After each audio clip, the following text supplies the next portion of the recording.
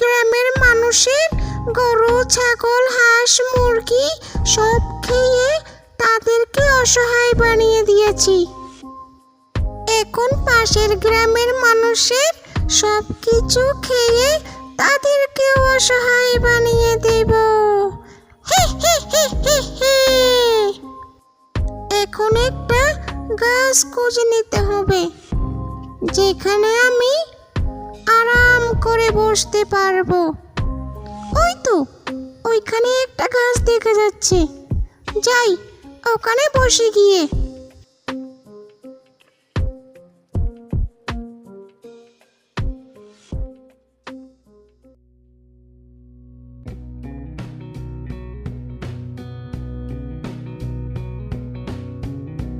এইদিকে কেউ যাচ্ছে না কেন? গ্রামের সব মানুষ কোথায়? আমার যে পেটের ক্ষুধায় পেট ঝনঝন করছে।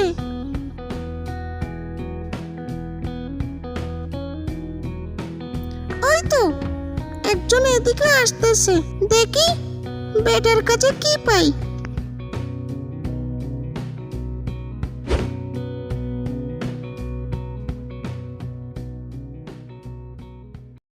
কিরে, হাঁড়িতে করে কি নিয়ে যাচ্ছিস? হাঁড়িতে রসমলাই আছে, হাটে যাচ্ছি বিক্রি করতে। রসমলাই শুনে জিহ্বায় পানি এসে গেল। কতদিন খাই না। এগুলো আমি তোকে বিক্রি করতে দেব না, এগুলো আমি খাবো। হে হে হে। এগুলো আমি তোমায় দিব না, এগুলো আমি বিক্রি করব। আর আমাকে না দিলে আমি তোকে মেরে ফেলবো। দেখো পেতনি, আমার বাড়িতে বউ বাচ্চা আছে। রসমলাই বিক্রি করে আমি আমার সংসারের খরচ চালাই। দয়া করে তুমি এমন করো না আমার সাথে। তোর বউ বাচ্চা না খেয়ে মরে গেলে আমার কিছু আসে যায় না। ভালোই ভালোই আমায় দে। না, আমি দেব না। তুই না দিলে আমি জোর করে কেড়ে নিব।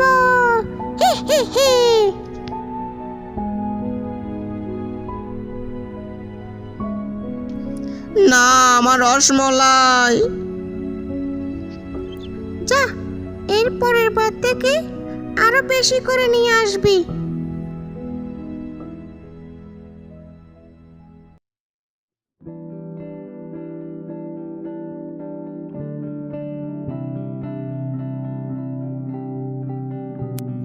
কি গো, আজ হাট থেকে তাড়াতাড়ি বাড়ি ফিরলে যে? এত তাড়াতাড়ি তো কখনো আসো না। গিন্নি, আমার সাথে খুব বাজে ঘটনা ঘটেছে। কি হয়েছে, তুমি ঠিক আছো তো? হ্যাঁ গিন্নি, আমি একদম ঠিক আছি। তাহলে তোমার সাথে কি হয়েছে খুলে বলো তো। ওই যে রাস্তার পাশে একটা বড় গাছ আছে যে, ওইখানে একটা ভয়ঙ্কর পেতনি এসেছে। ওই পেতনিটা সব রসমলাই কেড়ে নিয়েছে। আমি আর হাটে যেতে পারিনি, সংসারের জন্য কিছু আনতে পারিনি। আমাকে ক্ষমা করে দিও। তুমি ঠিক আছো, এইটাই অনেক। আবার রসমলাই তৈরি করে হাটে নিয়ে যেও। কিন্তু গিন্নি, হাট থেকে তো ঘরের জন্য কিছু আনতে পারিনি। তুমি অত চিন্তা করো না, কোনো রকম কষ্ট করে চালিয়ে নিব।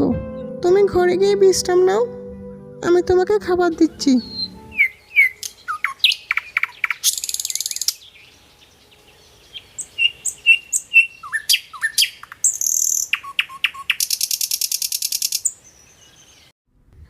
গতকালকে রসমলাই খেয়েছিলাম, দেখি আজকে কি খেতে পারি।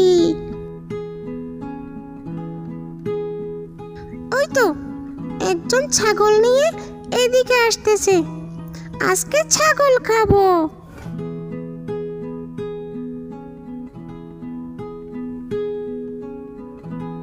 ছাগল খাবো, ছাগল খাবো, ছাগল খাবো। না পেতনি, আমার ছাগল খেও না। আমার হাত থেকে তুই এই ছাগল বাঁচাতে পারবি না।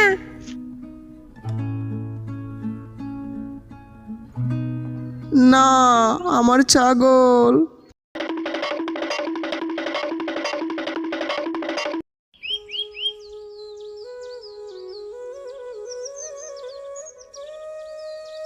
ভাই মন খারাপ নাকি? হ্যাঁ ভাই। কি হয়েছে ভাই? ভাই, আমি আমার ছাগলটা চড়ানোর জন্য মাঠে যাচ্ছিলাম।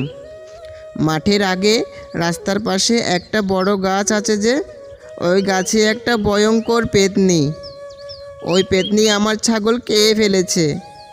ভাই গতকালকে আমি রসমলাই নিয়ে হাটে যাচ্ছিলাম বিক্রি করতে। ওই পেতনিটা আমার সব রসমলাই খেয়ে ফেলেছে। এখন কি হবে? এরকম চলতে থাকলে তো আমরা অনাহারে মরব। জানি না ভাই কি হবে। এই পেতনির হাত থেকে আমরা কেমনে রক্ষা পাব? তবে কিছু একটা করতে হবে। ভাই, এক কাজ করলে কেমন হয়? আমরা হুজুরের কাছে যাই, দেখি উনি কিছু করতে পারে কি না। হ্যাঁ ভাই, ঠিক বলেছেন, কিন্তু এখন হুজুরকে কোথায় পাবো? এই সময় হুজুর বাড়িতে থাকবে। তাহলে চলেন হুজুরের বাড়িতে যাই। হ্যাঁ ভাই, চলেন।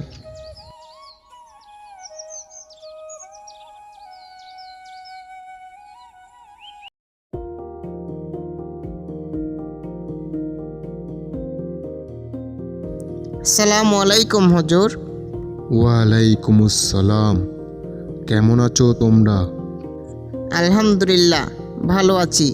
আপনি কেমন আছেন হুজুর? আল্লাহর রহমতে ভালো আছি। হুজুর, আমরা একটা বিপদে পড়ে আপনার কাছে এসেছি। কি বিপদ? খুলে বলো। হুজুর, গ্রামে একটা ভয়ঙ্কর পেতনি ঢুকেছে। ওই পেতনিটা আমাদের সব কিছু খেয়ে ফেলছে। এরকম চলতে থাকলে তো আমরা অনাহারে মরব। হুজুর, আপনি কিছু একটা করেন। আচ্ছা, ঠিক আছে, তোমরা যখন আমার কাছে এসেছো, দেখি আমি কি করতে পারি। আমাকে ওই পেতনিটার কাছে নিয়ে যাও।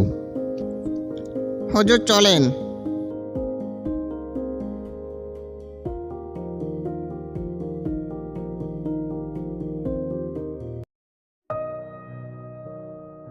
কি ব্যাপার?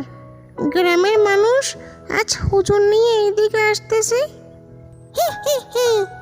ওই হুজুর আমার সাথে পারবে নাকি? আসুক বেটা, মজা দেখাবো। এই পেতনি, তুই নাকি গ্রামের মানুষদের অত্যাচার করতেছিস? হ্যাঁ করেছি, তো কি হয়েছে? তোরা আমার জন্য হুজুর নিয়ে এসেছিস। তোদের হুজুর আমার কিছু করতে পারবে না। আমি কি করতে পারবো নাকি পারবো না সেটা একটু পরে বুঝতে পারবি। হুজুর, ভালোই ভালোই এখান থেকে চলে যা, নয়তো আমি তোকে মেরে ফেলবো। তুই এই গ্রামের মানুষদের অনেক অত্যাচার করেছিস। যা, এবার আগুনে পড়ে মর।